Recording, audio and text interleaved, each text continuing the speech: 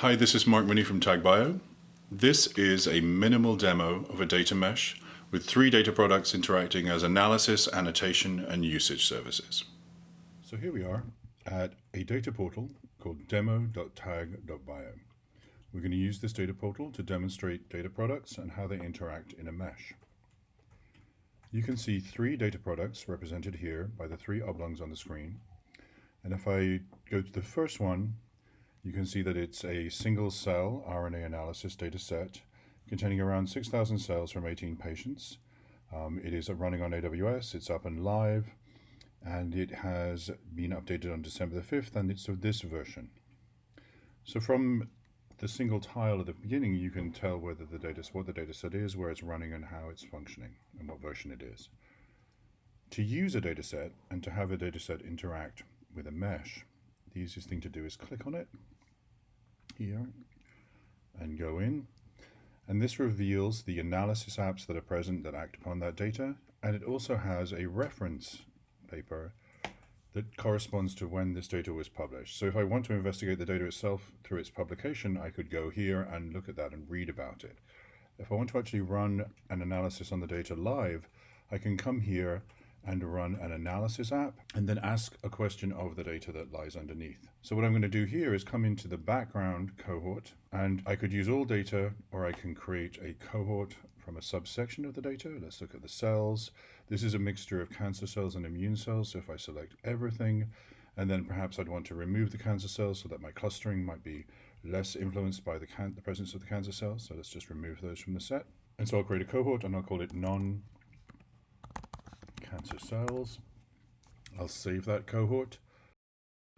And now it appears in my screen as a notifier on the analysis app itself, and also as a tag that's now present in my history.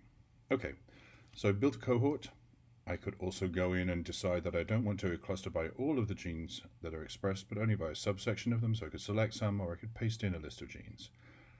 I can also go into this app and open up all of the parameters that relate to the algorithm here, and I could change them away from the defaults if I wished.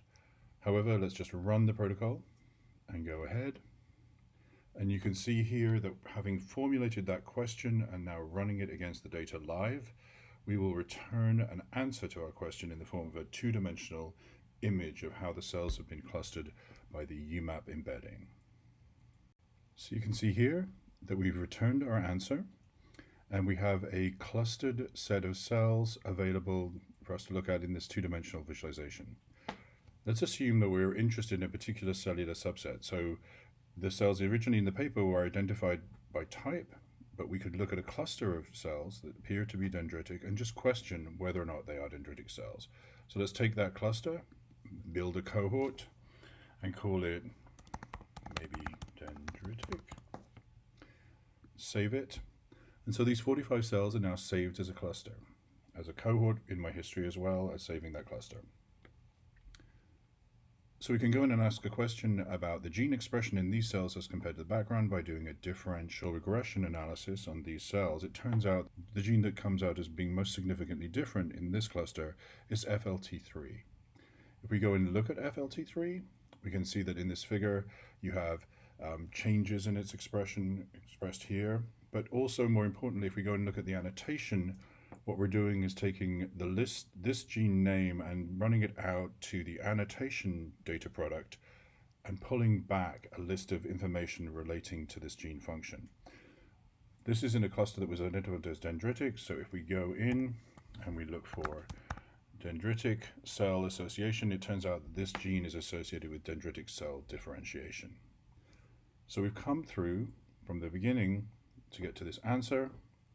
I can come back to here, and everything that had been done has been saved within my history. So I can go to my history and find all of the actions I've just taken.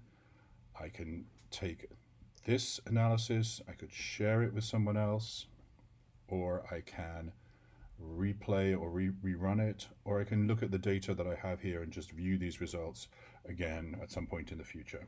I can also favorite this analysis and save it for use later. So we've just shown you one example of how you analyze 6,000 cells within one data product. And this represents a single data product on the platform.